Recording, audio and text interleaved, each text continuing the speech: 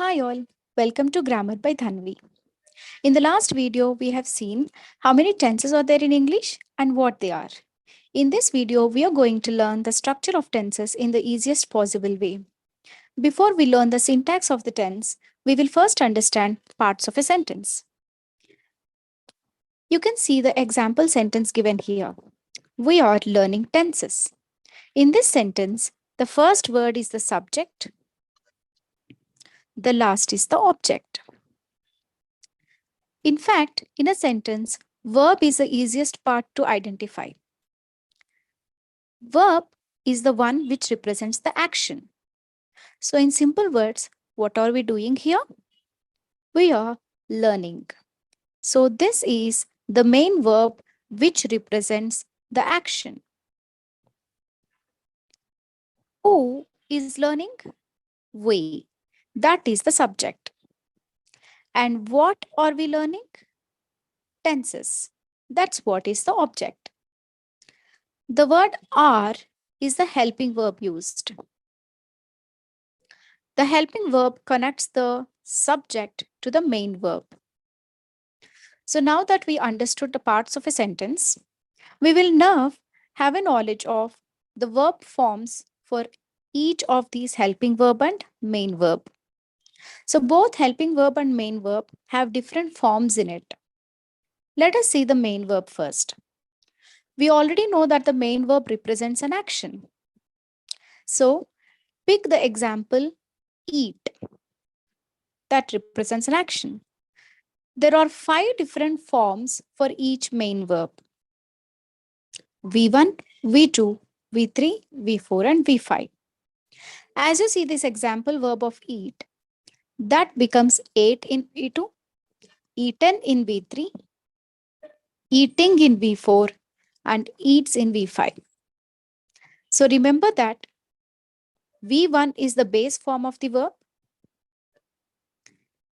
and as you observe V5, it is just V1 plus S or ES, whereas V4 is always ing form.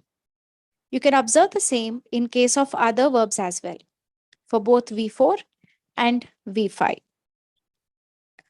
Pause this video and just observe rest of the examples as well if you like to.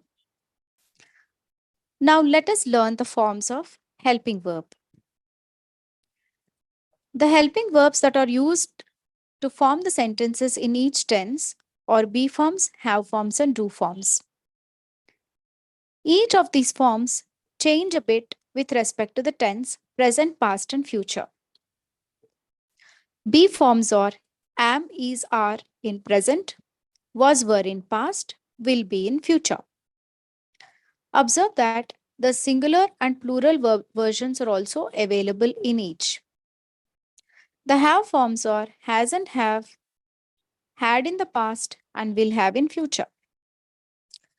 Do forms are do and does, did in past, and will do in future.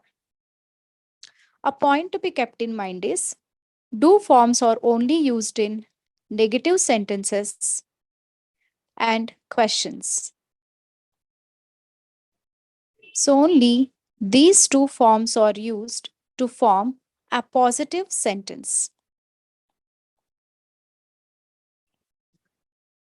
Now that we learned about the forms of both main verb and helping verb, we will now see the application of these verbs in each tense. For advanced knowledge of the verb forms, please watch my next video. Some points are to be kept in mind with respect to the usage of the verb forms in each of the tense.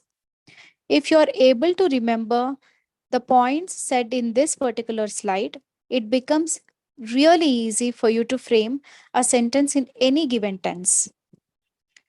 First of all, we'll see the application of main verbs. V1 is used only in simple present tense and simple future tense.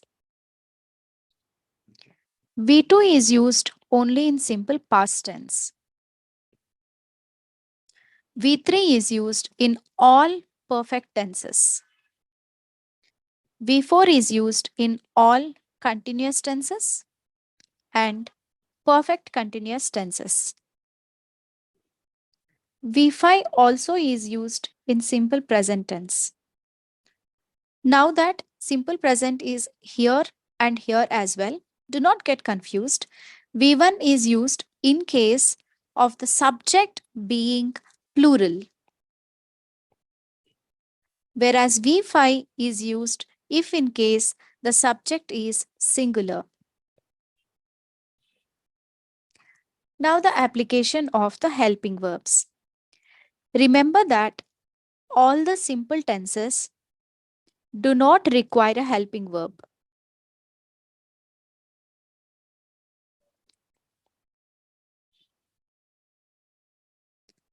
For all the continuous tenses, be forms ought to be used. For all the perfect tenses, have forms ought to be used. For all perfect continuous tenses, have forms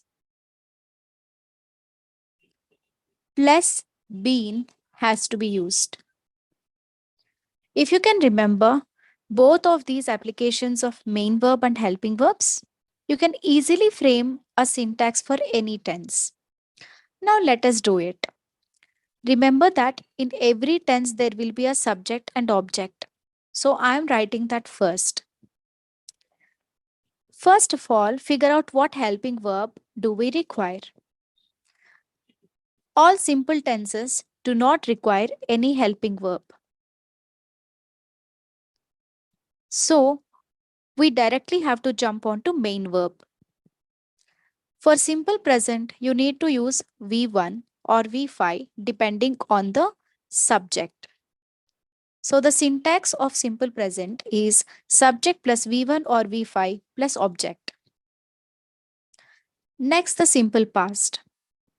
Subject and object. As we do not require helping verb, I'm directly jumping onto main verb, and we know that for simple past it should be V2. So the syntax would be subject plus V2 plus object. Then comes simple future. Subject and object are common. There is no helping verb, and the main verb has to be V1. Now that both simple present and simple future look alike, keep in mind that you need to use will for every future tense in order to reflect that it is future. So the syntax would be subject plus will plus V1 plus object.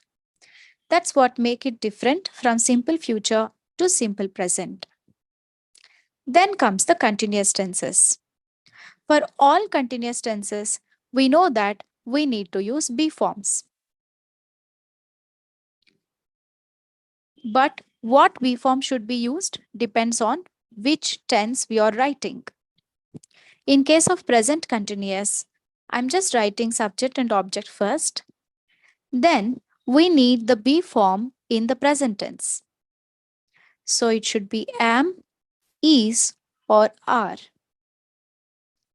And the main verb has to be V4 for all continuous tenses. So I'm writing this one by the side. So it should be V4 for everything. Now the syntax becomes easy because the main verb is consistent along with subject and object. It's just that the be forms need to be looked up. That would be was or were in case of past tense, as you can see from the table. The last one, future continuous, also has the main verb to be V4, but just the helping verb becomes will be. Next comes the perfect tenses.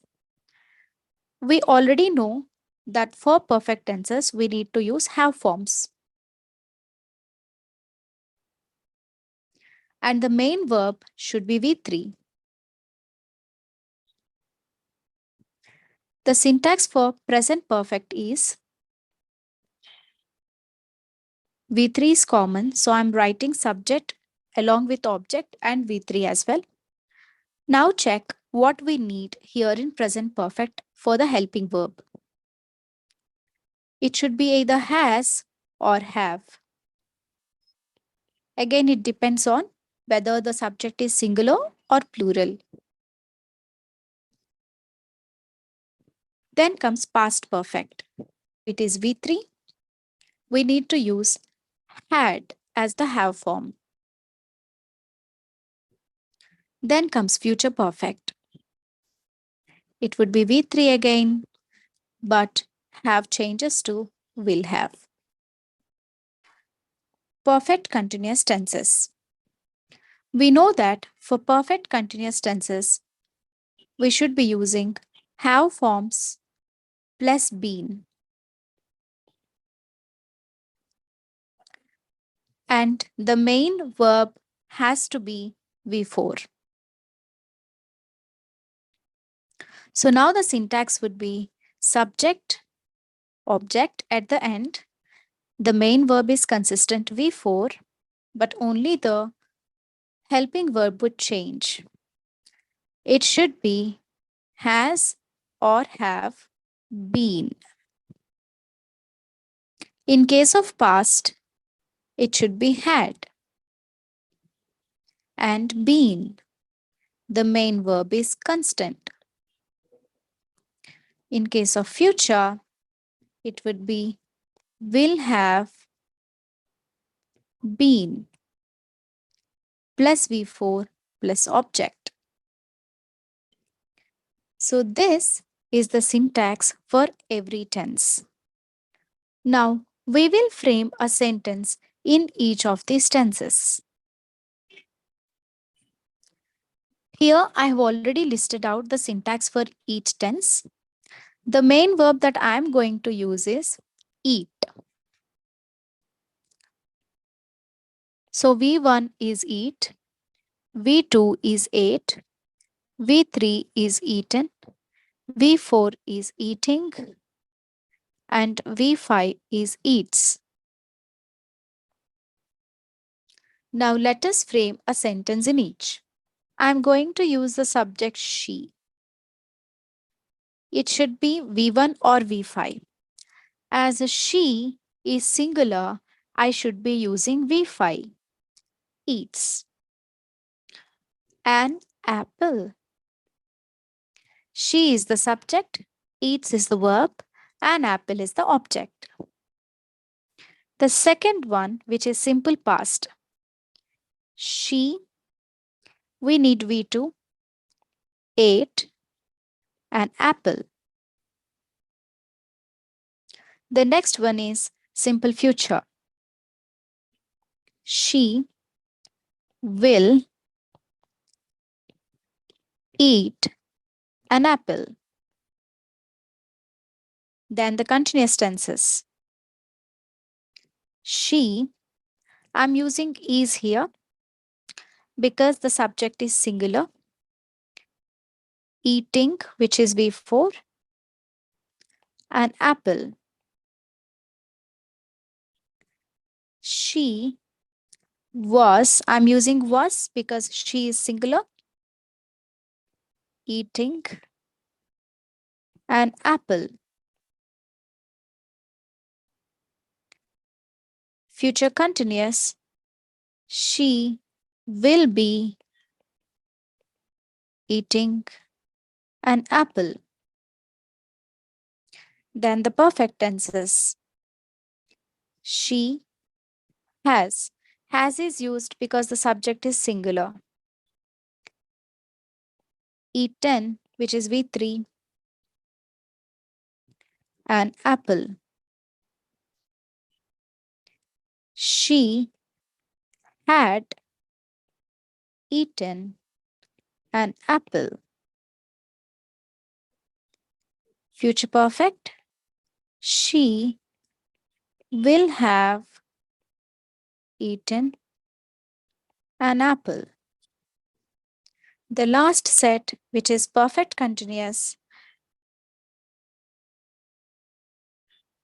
She has been eating an apple.